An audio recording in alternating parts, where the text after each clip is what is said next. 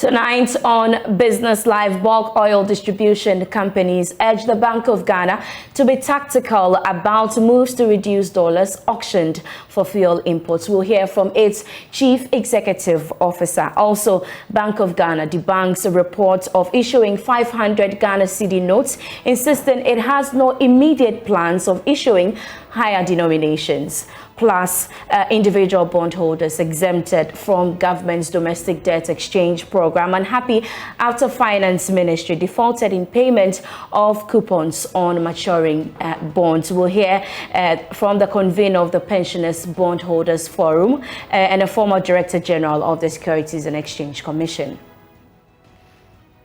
We have these and more coming up shortly. Please stay with us.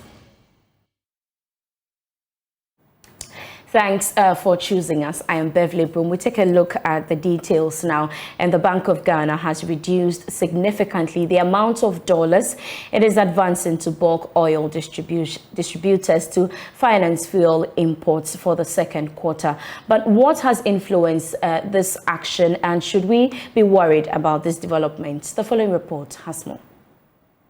New data from the Bank of Ghana shows that for the second quarter of this year, the central bank is advancing $120 million to the bulk oil distributors. This is to help them with the required dollars to finance the importation of finished petroleum products. The data showed that this actually represents about $230 million reduction from what is sold from the distributors from April to June last year. According to the Bank of Ghana, the move can be linked to the benefits of the Gold for Oil program, which has reduced drastically the amount of dollars that these bulk distributors will need to finance fuel import. Officials of the bank have told Joy Business that it is one of these reasons that has helped to improve its international reserves despite the current challenges facing the economy. This has gone a long way to help in stabilizing the Ghana cedi. The country's dollar reserves ending February this year stood at almost $6 billion, representing 2.8 months of import cover. Moving on, the Bank of Ghana is debunking reports that it is in the process of issuing 500 Ghana cedi notes for circulation. There have been reports that the bank is working to introduce the notes, which samples all over the internet. James Eshen has the rest of the story. Speaking to Joy Business, Director for Currency Management at the Central Bank, Dominic Owusu, quashed these reports. The bank says it has no plans of printing another higher denomination banknote. Anytime there is a currency issuance or currency change, Bank of Ghana will come up with appropriate press release from the central bank to inform the public. In recent times, we have seen social media, and sometimes you see designs of currency that are put on the social media. We saw recently that Bank of Ghana was going to issue a 500 cedi coin. Bank of Ghana has not issued any press release on this. So please, it is not true. Mr. Owusu has also been speaking about a report that the one peso coin is no longer in legal tender and it's out of circulation. I think that is why you are here as a media person. Help us to send that information across. That these coins are legal tender. The central bank has not demonetized it. So please help us. But what I'm saying now, and which you have to send to the general public, is that these coins continue to remain a legal tender issued by the central bank, who has been mandated by law to issue and redeem currency. So please send the information out there so that the public will continue to accept it. The central bank, through its engagement with its stakeholders, continue to do education. We have an educational committee. We go around. When we are issuing banknotes, we have flyers going around that we try to educate the public.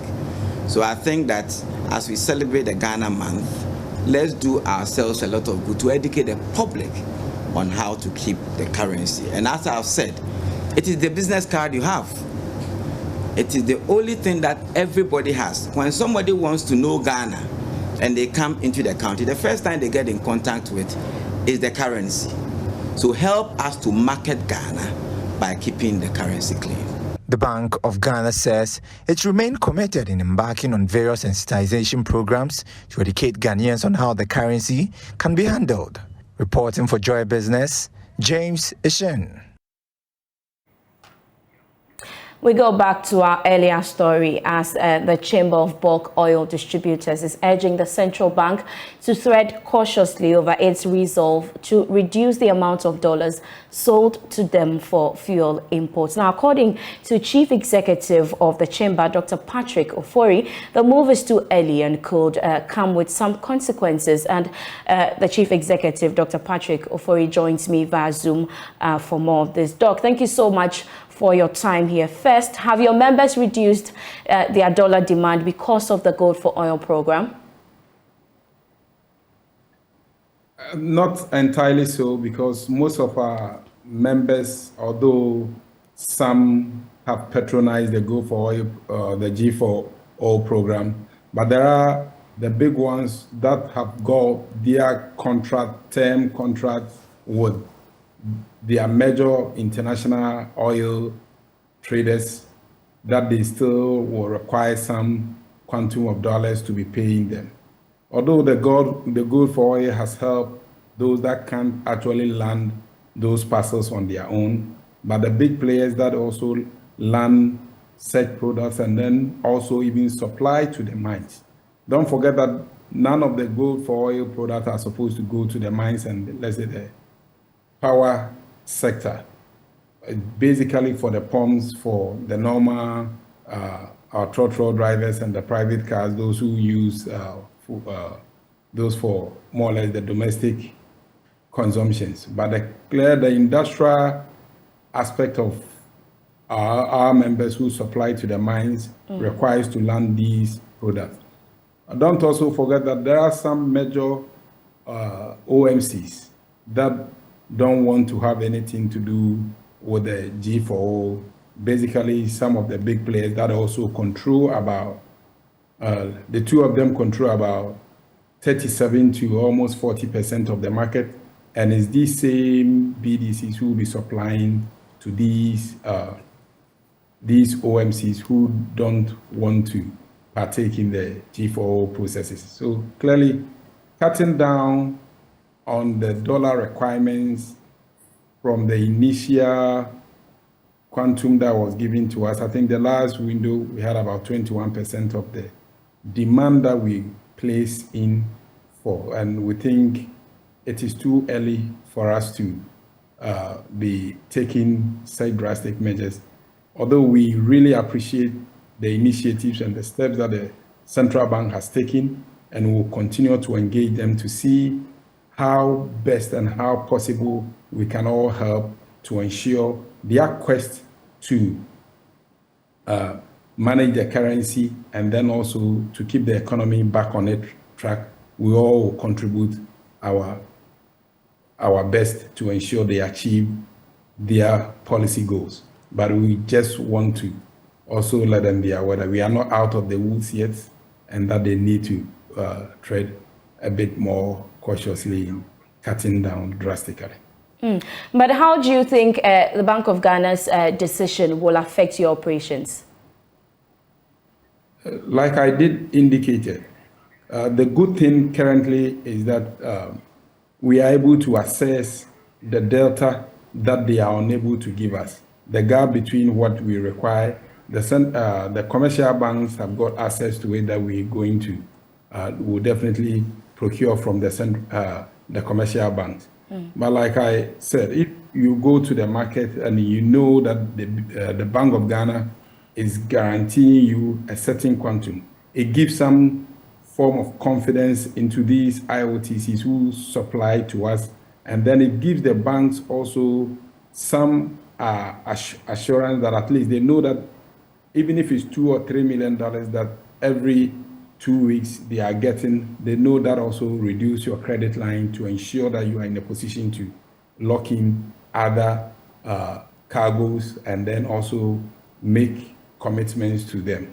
The only danger is that when we go to the commercial banks and we are unable to raise the required quantum of dollars, that is where the speculations and other things may set in for that to go. But I think now the commercial banks are also very liquid in terms of the FX, and they are able to meet our FX requirement. But the rate that we receive from the commercial bank is non-comparable to the ones that we receive from BOD, and that is why we always commend the central bank for initiating such a laudable policy. But Doc, are all your members fully participating in the Gold for Oil program? Not all our members are participating. Like I said, some of them have got term contracts with their major partners that they will definitely go through that. And then also because of the requirement for the Gold for Oil, some of them may not necessarily be able to do that, because if I'm supplying to the mines and other Totals and the shares who don't really want to partake in the G4, you really need to look at other areas to land the product so that you can also keep those filling stations and the mines also with the required products requirement to also keep their mines running. Thank you so much, Dr. Patrick Ofori, Chief Executive of the Chamber of Bulk Oil Distributors. Thank you so much for your time here. Away from that, some individual bondholders who did not participate in the domestic debt exchange program have accused the government of defaulting in paying coupons rates on its matured bond. Let's go on Zoom and speak to Dr. Eduanani, who is the convener of the Pensioners Bondholders Forum and also a former Director General of the Securities and Exchange Commission. Thank you so much, Doc, for your time. Please tell us, which of the coupon payments is the government defaulting now? Well, the government has paid only 2 of the coupons in the first payment, and another 2 this latest payment. 2. The first one was the one that was due on the 6th February and 13th February. That was the one that was paid by the instruction that the minister gave on 24th. Later on, that's 14th March. Later on, the minister again on 24th gave instructions for 2 to be paid. The 2 were all due and payable on the 20th February of this year. So 4 of them has been paid. We now have 14 more outstanding. 14 more outstanding. One of them, the earlier one, is a principal payment, which has been outstanding from 20th February. So it's now about 38 days in arrears. Then there is another principal which matured on the 3rd of March, which is also there to be paid from 3rd March up to now. That's about 27 days. Then in between the March and now, beginning of March or 20th of February up to now, there are other 14 coupons that are due and yet to be paid. So our complaint is simply that the government should not be paying the coupons at its own pleasure. That is the term government think it will want to pay, then it pays. This is a contractual obligation on the issuer of securities. Once the issuer has issued the securities, it is mandated. It's an obligation on the issuer to pay the coupons on the due date, or to pay the principal on the due date. Nothing short of that is expected of the issuer of securities. But did you or the bondholders receive any message from government suggesting that it will default payment?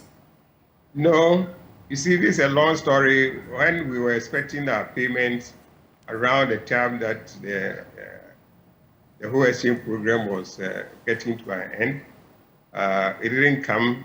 We understood because the program delayed, and government said there were some administrative issues to be dealt with, especially reconciling who has tendered in and who hasn't tendered. So we understand. And the government said 13th. We should give government by 13th March. We waited 13th March, nothing was heard. We had to issue a press release before government came in on the 14th to say it was going to pay 2 of that. At the time, government was saying it was going to pay these 2. There were several ones outstanding. The government said it's going to make a statement on when to pay the rest. Then we waited, we were not hearing anything. And when we raised issue again, the government came out on the 24th of this month, which was Friday, to say it was going to pay 2. They were all coupons that has matured on the 20th of February. And again, said in the statement that in due course, the government will come out with a date on when to pay the rest.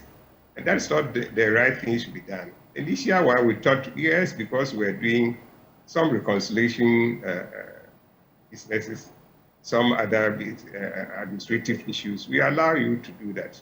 But if everything is now sorted out, then there is no, we can't understand why the issuer would try to deal with investors like that. Now, about 14, as I said, 14 coupons are due.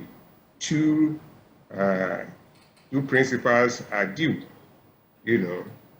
and we don't know when government is going to pay that. And that's why we have issued this letter to government and a copy to we've copied the minister, the Parliament, Speaker of Parliament. We wanted the Parliament to be in the know that this is what is happening, and that the pensioners are not going to allow that to go on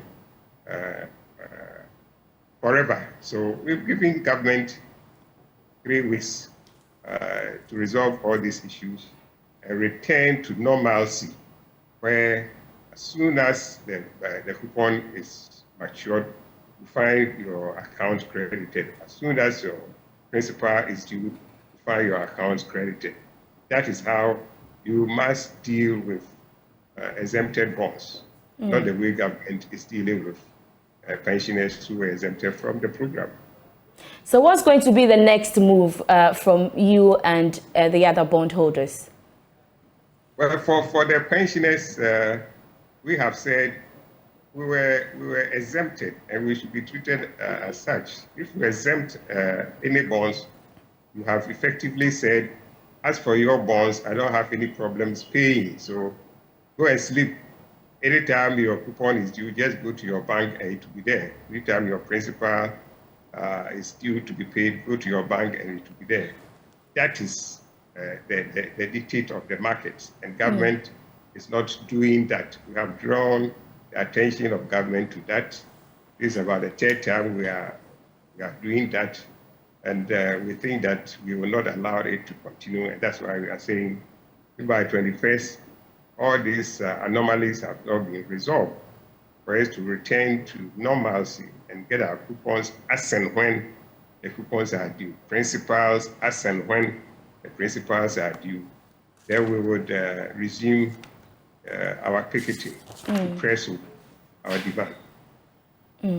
We leave it here. Thank you so much, Dr. Edu Anane Entry, for your time here. He's the convener of the Pensioner Bondholders Forum and also a former Director General of the Securities and Exchange Commission.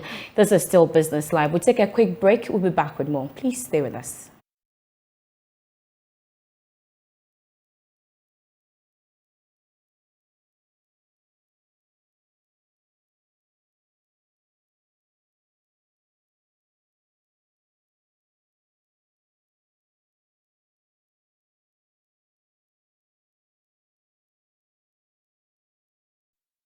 Thanks for staying with us. Now, the West Africa Regional Director of CAT International, Apiakusi Dumako, is calling for the expedition of the competition policy and bill into law. The law seeks to promote competition and create greater market confidence by ensuring an equal market for all businesses. According to Mr. Dumako, if the law is not passed soon, the market could be taken over by cartels controlling the provision, supply and manufacturing of essential goods and services.